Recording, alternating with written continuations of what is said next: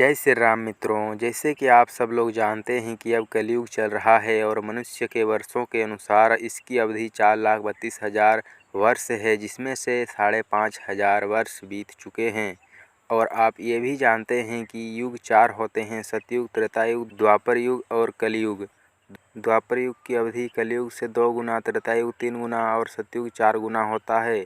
सतयुग सबसे अधिक धार्मिक होता है, त्रेता युग उससे कम होता है, द्वापर युग उससे कम होता है और इसी तरह कलयुग सबसे कम धार्मिक होता है। जब भगवान श्री कृष्ण इस धराधाम को छोड़कर अपने धाम चले गए, तब से पृथ्वी पर कलयुग आ गया है। यह उस समय की बात है जब अभिमन्यु नंदन महाराज परीक्षित हस्तिनापुर पर शासन कर रहे थे। तभी एक दिन उन्होंने देखा कि एक राजवेशधारी शूद्र हाथ में डंडा लिए गाय और बैल के एक जोड़े को बहुत पीट रहा है।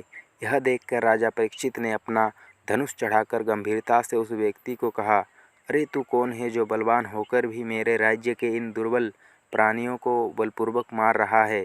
इस प्रकार निर्जन स्थान पर निरपराधियों पर प्रहार करने वाला तू अपराधी है, अतः वध के योग्य है। राजा परीक्षित ने उस बैल से पूछा, 3 पैर ना होने पर भी आप एक ही पैर से चलते फिरते हैं, यह देखकर मुझे बड़ा कष्ट हो रहा है। बताइए आपका अंग भंग किसने किया? मैं अभी उसको दंड दूंगा। बैल ने कहा, आप महाराज पांडु के वंशज हैं, आपका इस तरह दुखियों को आश्वासन देना आपके योग्य ही है। जो लोग किसी भी प्रकार के द्वैत को स्वीकार नहीं करते, वे अपने आप को ही अपने दुख का कारण बताते हैं।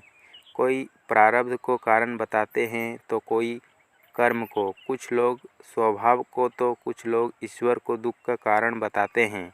महाराज, अब इनमें से कौन सा मत ठीक है, आप अपने बुद्धि से ही विचार लीजिए। महाराज परीक्षित ने कहा, धर्म का तत्व जानने वाले वृषभदेव, आप धर्म का उपदेश कर रहे हैं। अवश्य ही आप वृषभ के रूप में स्वयं धर्म ही हैं। धर्मदेव, सतयुग में आपके 4 चरण थे: तप, पवित्रता, दया और सत्य। इस समय अधर्म के अंश गर्व, आसक्ति और मद से 3 चरण नष्ट हो चुके हैं। सत्य ही बच रहा है, उसी के बल पर आप जी रहे हैं।